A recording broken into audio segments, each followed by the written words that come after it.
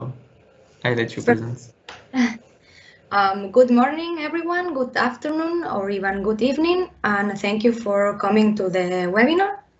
My name is Paula, and I'm the Business Development Manager at LS Aqua, and I will talk about microalgae in aquaculture.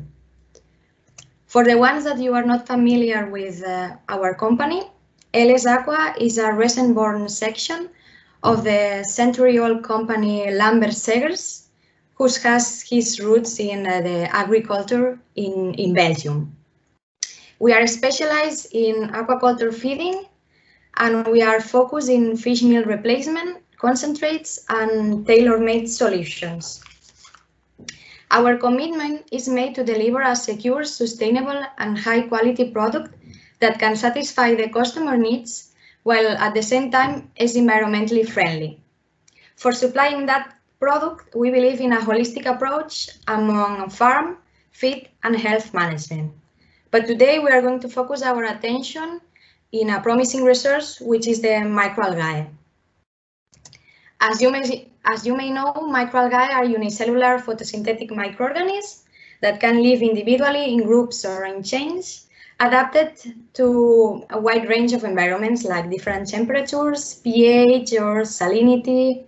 For this reason, they develop many defense mechanisms to survive in these hostile climate conditions. In a nutshell, they possess an excellent source of new natural products that can be used in different biotechnological areas. One of these examples that you already mentioned, it could be lipids like polyunsaturated fatty acids or omega-3 or omega-6, pigments, and health biocompounds that can be anti-cancer activities, antioxidant activities, etc., etc. Among the applications, it will be food, feed, or nutraceutical or pharmaceutical, but also they contribute to the wastewater treatment and bioremediation. One area which they play a valuable role is aquaculture. Microalgae constitute the basis of aquatic food chain. For this reason, they play a key role in aquaculture. Their nutritional value is species specific and will depend on the culturing condition of these microalgae. For example, quality and quantity of lipids will be crucial for correct development of larvae in aquaculture. And this brings me to the first application. Microalgae are largely used for commercial breeding marine species like bivalve mollusk, larvae, and early stages of crustacean and fish. They can be fed directly with microalgae, or they can be used for zooplankton enrichment, like for rotifers or artemia. Microalgae are the first chain producers of essential fatty acids like APA and DHA, which are omega-3 that are really important in aquaculture practices. The second application that's really important in aquaculture is related to the pigments like astaxanthin, which are mainly used to enhance the flesh and shell color of fish and shrimp. But also it has been reported it's beneficial for growth and survival of larvae and for enhancing reproductive performance and egg quality thanks to this antioxidant activity. The last current application is an indirect role that microalgae might play in maintaining water quality when added in larvae tanks for feeding. They may regulate the nutrient flow of the tank, and sometimes it's believed that they play a role fighting against some bacteria. Nowadays, more than 40 species of microalgae are used in aquaculture worldwide, including species ranging from few micrometers to more than 100 micrometers. Being the most widely used diatoms like Phaeodactylum, flagellates like Isocrasis galvana or Teiso, and other genera like Chlorella or Nanocleropsis. To have a bit of background and to know a bit how this started, in 1960s, it was target single-cell protein, which is a dried microorganism that include microalgae, as a potential food and prophylactic biocompound. 20 years later, these microalgae have been produced for pigments that can be used for feed or food. One example is Dunaliella salina, that is used for this red color. In 1990, it started the production of PUFA, especially APA and DHA, which are omega-3, eventually for aquaculture.